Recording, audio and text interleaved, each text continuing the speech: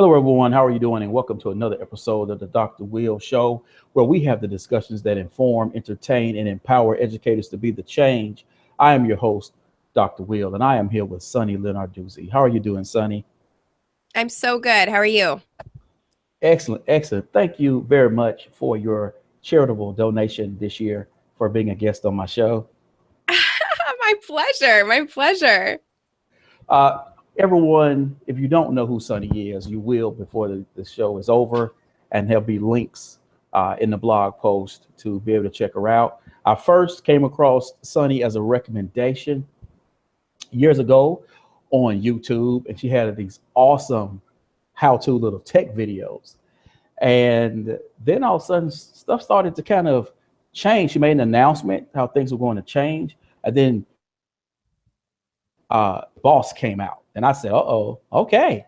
And so from there, I was like, "I gotta have her on the show."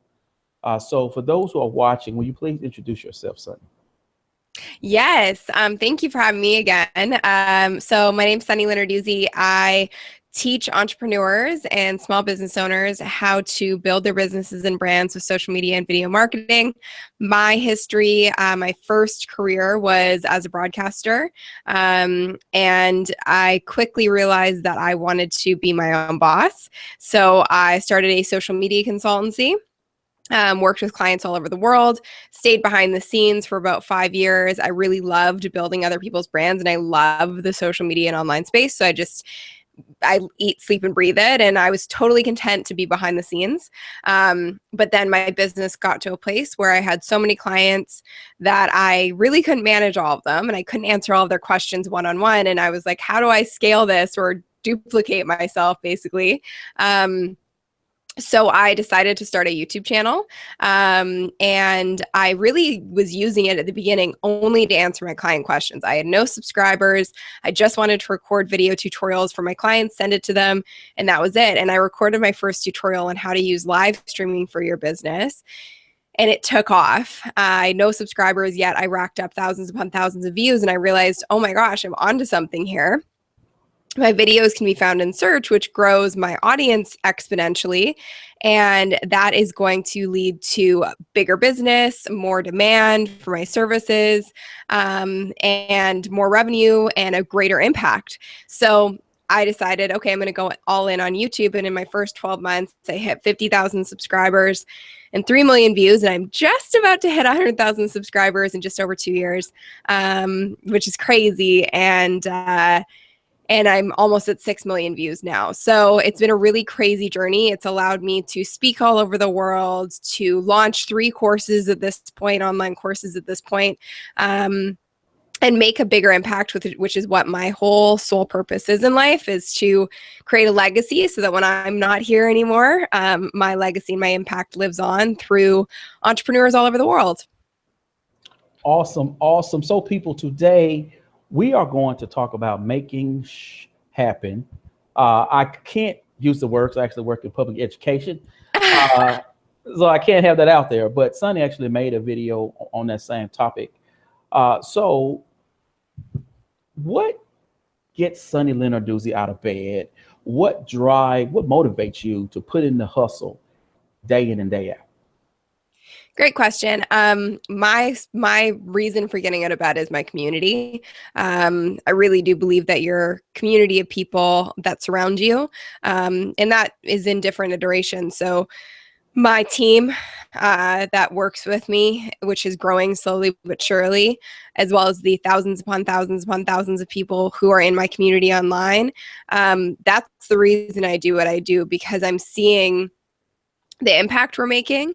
I'm seeing the growth, and I'm seeing people's lives change through what we're doing. And it sounds kind of crazy, but I always say that YouTube changed my life, and it really did. And now I'm so fortunate to be able to share the exact strategy that I use to grow my brand and business using YouTube with other people. And we're seeing insane results through our YouTube for Bosses course. We're seeing students go from scratch to one of our students went from 50 subscribers to she's now at 43,000 in 6 months. And she's built her business. She's getting hired to speak all over the world. And we're seeing those results over and over again. So my purpose and my reason for getting out of bed in the morning is my legacy, and creating a bigger impact. Cool. So you have your boss group on YouTube, Mm-hmm. which is awesome. I love being in there and hearing Thanks. people ask questions and support one another. And you connect with people via social media on a daily basis. When will someone know it's time to be their own boss? And how does someone develop an action plan for taking that path? Yeah, so the Be Your Own Boss group is on Facebook. It's free to join. There's about 13,000 bosses in there now in just over a year, which is nuts. But I think that decision to be your own boss, in my opinion, you kind of know always that you want to be your own boss. It's instinctual. And when I say be your own boss too, it doesn't mean that you're an entrepreneur. It means you could be an employee, but you're an entrepreneur within your company. Because it depends on what kind of a lifestyle you want to lead. And being an entrepreneur is often glorified. And it's a lot more work. It's a lot scarier. It's a lot riskier than people make it out to be. So I knew I wanted to be my own boss in the sense that I wanted to run my own business. And at the time, ignorance was bliss. I didn't even know what that meant. And now it's been almost a decade going through every peak and valley in the world and trying to figure this out. And I still love it. It is what partly we get out of bed every day. But the reason I created the Be Your Own Boss group was to inspire people at all different levels to be their own boss in every right in their life. So running their life as if they're the CEO of their life. So taking an evaluation of who they're spending their time with, how they're spending their time, what they're working on, what their purpose is, what drives them every single day, no matter if they're an entrepreneur or an employee. But I think the decision to be your own boss and to take the leap into starting your own business is such a personal decision. And I think that it's really important to understand that nothing happens overnight. And if you are going to make that decision, be in a place where you know that your concept is somewhat proven and that you have a revenue model in place. Because to take the leap and to not even know at all what the heck you're going to be doing is a lot scarier. So do your research, and even start it maybe as a side hustle and then dive in. But again, it's totally up to you, because I know people who have completely quit their jobs with no plan and have made it work. So it's a personal decision, but I think if you really want to be your own boss, you can be in every sense of the word in every part of your life. And it doesn't mean that you necessarily have to be an entrepreneur. Mm-hmm. Now, did you have any doubts, any fears when you decided to launch your own business? And if so, how did you go beyond that to designing the life and career that you want? Yeah, I mean, I think there's constant fears, and I think you battle them every day. And I always talk about risk tolerance. And I think the more that you overcome your fears on a day-to-day basis, the higher your risk tolerance is. So something that I do now, like starting a new program or new course or taking on a client or doing a really big speaking engagement, if I were to do that 3 years ago, I would be terrified. And I will use speaking as an example. It was about 2 years ago. I had my first big speaking engagement. I remember I didn't sleep the night before. I was so nervous. I felt like I was going to throw up before I went on stage. And now I speak all over the world and it doesn't even faze me. So that's the progression, and that's how your risk tolerance improves. But yeah, I mean, my fears when I started my business, I was going from working with a company to going full-time on my own. And I had one client that was paying me $1,000 a month at the time. And I was like, okay, well, that covers rent. How the hell am I going to pay for anything else? And I remember sitting down with my parents at a little coffee shop and being in such a complete and utter panic, thinking, how am I going to do this? And to my parents' credit, because they easily could have said, don't quit the job, stick with it, it's the safe route. They said, it will work out. You're smart. You've never failed at anything before that you put your mind to. This will work out. The money will come. And I was like, okay, that's easier said than done, but thank you for the vote of confidence. I'm going to do it. So I did. And it worked. It worked itself out. Within a week, I had another contract. I was making $3,000 a month. I was like, okay, I can get by on this. And then from there, it just has grown and grown and grown as my expertise has grown and my community has grown. So it's understanding that, yes, there will always, always, always be fears. There will be daily fears. And with every new level that you hit, there's a new set of fears that will come along. But it's understanding that fears aren't real.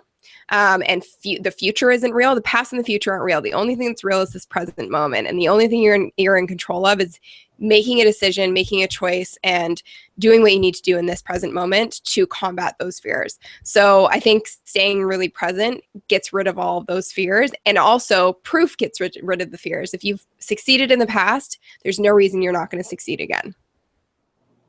Cool. So now this question is something that I think, like, I've been sort of working on my own self with, and I spoke to a friend of mine the other day who's trying to get out there as well. But, none of us can be all things to all people. So Totally. so I see you on YouTube and you have your thing going, and it's totally different from, let's say, an A.B. Smith hour. Yeah. Or even Gary Vee, who does his stuff with video.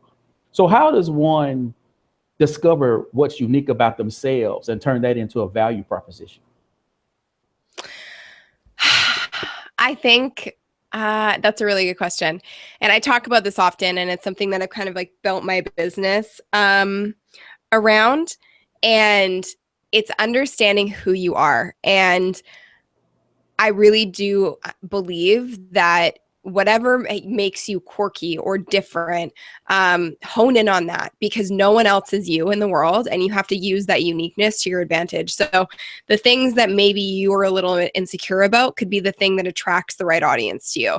And I also preach this all the time, and people have started giving me the nickname Sunny Stay in Your Lane Lenarduzzi, because I always say, stay in your lane. It is the best way to differentiate yourself, because there are enough copycats out there, and a copycat is never going to be as successful as the original. Period. End of story. So figure out what makes you you, figure out what attracts people to you, which is a really simple exercise. There's actually a great exercise you can do, which is asking your closest people in your life, what is it about me that you appreciate the most? What do you think is my genius zone? And what do you think makes me unique from anyone else in the world? Ask them those questions, because getting it from the outside perspective, it's hard to say about yourself. Say like, oh, I'm so unique because of X. And so I actually did that exercise when I was first starting my YouTube channel, and the feedback I got was so interesting. And one of the reoccurring themes was, you're so good at teaching things and breaking things down into a simple format. That's never something that I ever would have said about myself or thought about myself. I just really like teaching things, but I didn't think it was a gift. So sometimes it's really hard to recognize it within yourself, but whatever that feedback is, whatever you think it is that makes you unique and your friends and family makes you unique, that's what you want to hone in on and create your business and your brand around, because no one can take that from you, because no one else is you. Okay. So now I want to throw this out there to you. When people they're getting out there and they're working, and people are sort of approaching them about collaborations or doing these guest spots or whatever. How does one, again, looking at themselves, looking at their value proposition, how does one know which opportunity to take and which one to pass on? Because, I mean, you don't know me, but you decided to come on my show. Yeah. So how does one say, hey, this is something that I want to attach my name and what I stand for too? So part of the reason that I'm here with you is because I do truly believe in the power of one human being, and I believe in the power of your community, whether that's one person or 100,000 people. I don't think there's a difference between a big and a small opportunity. I think that everybody is able to push the needle for you a little further. So when it comes to opportunities that I'm going to say yes or no to, which I think is part of being really successful, because I actually would say that at this point in my life, I say no more than I say yes, because you have to. The factor for me is when I say no, it's because it doesn't align with my vision of where I want to go. It doesn't align with my brand and my business. And it's not on a topic that makes sense for me. So I get brand opportunities all the time. I get sponsorship opportunities all the time. I basically said no to every single one of them because they don't make sense for my brand. I'll get makeup companies reaching out and saying, could you do a review on this mascara or whatever else? And I'm like, no, because my audience doesn't care. So that's another really big really big deciding factor is, will this be relevant to your audience? Will they care? Or is it completely off track? And I actually got a piece of advice from one of my first mentors when he was talking to me about building a legacy when I was like 21. And he said, you know, you're going to have a bunch of opportunities come your way. And that's a huge compliment because it means that you're smart and you know what you're doing, you're capable, and people believe in you. But it doesn't mean every opportunity is what you want to be doing. Just because something's bright and shiny, it doesn't mean it's for you. And so, and it happened time and time again. And that piece of advice kept ringing true in my head. So I was a broadcaster before. I had so many opportunities. I actually just got one last week to do the voiceover for a really big network TV show. I've had opportunities to host TV shows. But I keep saying no because it's not aligned with the lifestyle I want to live, and it's not aligned with my ultimate goal for my business and my company. So even though something sounds shiny and it's tempting, doesn't mean it's right for you. So I think, is it aligned with your business? Is it relevant to your audience, your target audience for your business? Those are really two of the big deciding factors for me. Awesome. Awesome. Well, thank you again for saying yes. Of course. So we know we live in a digital world and video content is king. Yes. How does one start with video, and what sort of content should people be creating? So I always say start with the education piece because that's what people are looking for, and it's going to help you build the fastest momentum. But to get started with video, I think one of the biggest misconceptions is that you have to have the perfect camera and like really fancy equipment and all the lighting and all the stuff. And the story I always tell is that before I started doing tutorials on YouTube, I actually had a vlog, and I was doing a vlog every week, and I was spending so much time on them. Like, the first vlog I shot took me 8 hours. I didn't eat all day. I was so stressed out. I wanted to be perfect. So I had the perfect set, the perfect lighting, the perfect makeup. Everything was perfect. And I got like 400 views on that video in 3 years.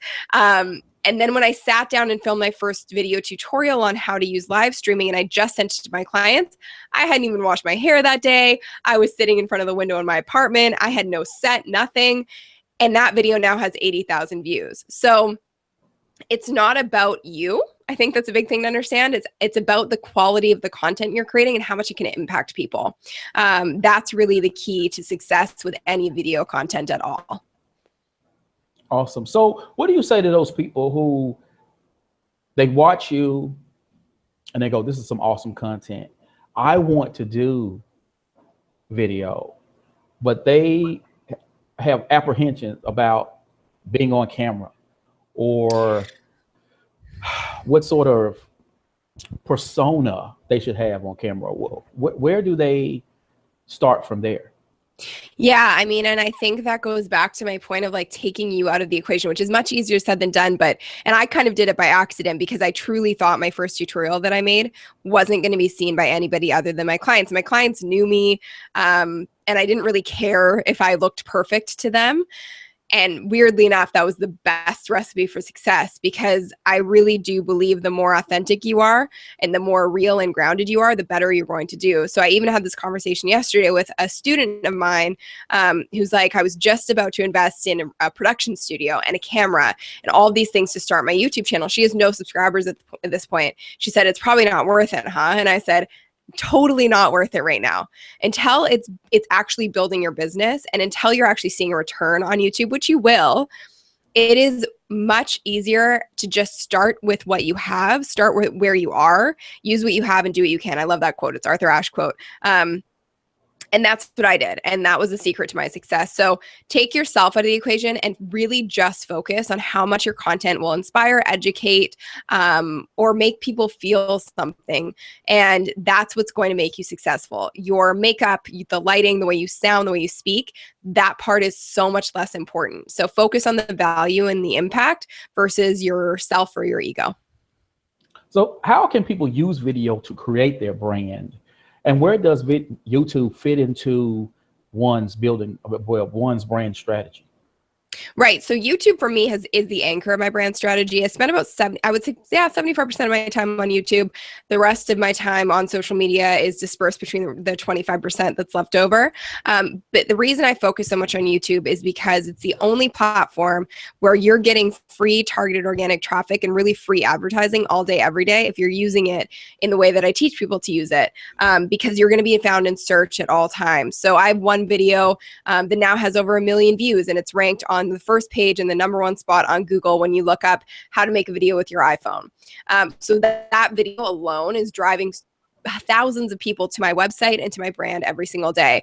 So making the right videos on the right topics, attracting your target audience, and making sure that your content is relevant to your target audience are the two most important factors to leveraging video to build your brand. And I also think the other piece of it is when you see somebody on camera, it makes such a big difference to the trust factor because you can actually see their eyes. You can hear the way that they speak. You can hear if they're really an expert or not, as opposed to seeing a pretty picture or just seeing text. It just makes such a huge difference to actually be able to relate to a person one-to-one. And I always say this, but I get this a lot now where people will come up to me out of nowhere, everywhere, and it's really bizarre, and say, Sunny, and like we're old friends. And I'm like, hi. And for me, the thing for me is that I do greet everyone in my life like we are old friends, and I really think that's an important thing to do. But sometimes I'm like, I don't know who this person is. And the reason that they're greeting me like an old friend is because they watched all of my videos and they see me every day on video. And so that makes you feel like we're buddies, and we have a connection that's deeper than I'm on the internet, you're watching me. It's that we're friends and I'm helping you and I'm kind of a mentor. So I do believe video is a huge piece of building the trust factor with your customers and your community. And the reality is nobody's going to buy from you if they don't trust you. So when you look, and what I like about YouTube is the analytics as well. And what was interesting to me when I went in the other day and I said, oh, the majority of my audience is women. And it kind of made sense because education, the majority of the teachers are female. Right.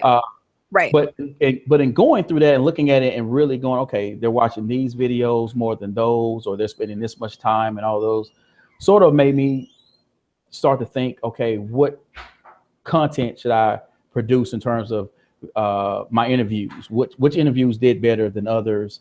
What content, etc. And now, normally, before you and watching your videos, I would have never paid attention to those things. I was just like, right. I'm out there because I want to, but I would have never gone to the analytics to check out anything at all. Yeah. So before we go, what is your call to action for those who they're just not quite sold on video?